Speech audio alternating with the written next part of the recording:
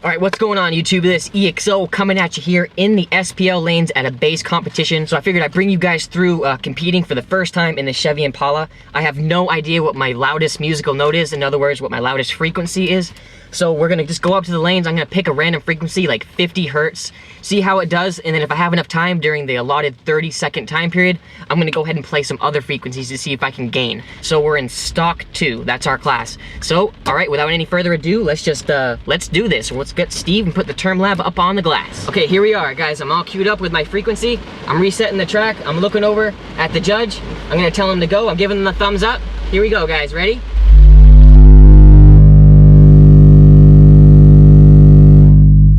I'm gonna switch the track. I'm gonna go a little higher. On 212s on stock electrical.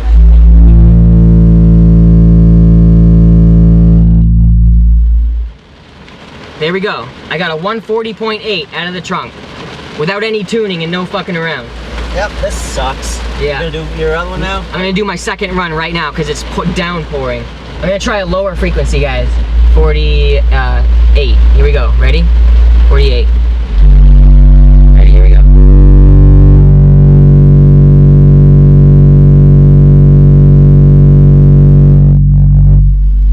I got louder. I got a 10th dB louder. All right. I got a 140.9, almost 141 dB. That's not bad.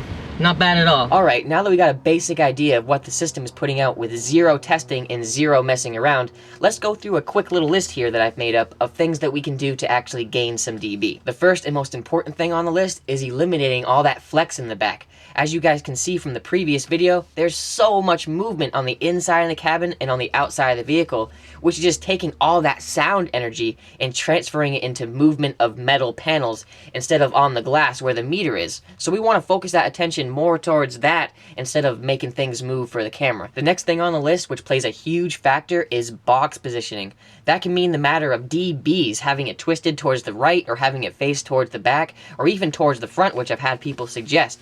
But we didn't want to cut out the metal for the inner armrest, so we had to face the port towards the rear with at least 16 inches until the trunk back.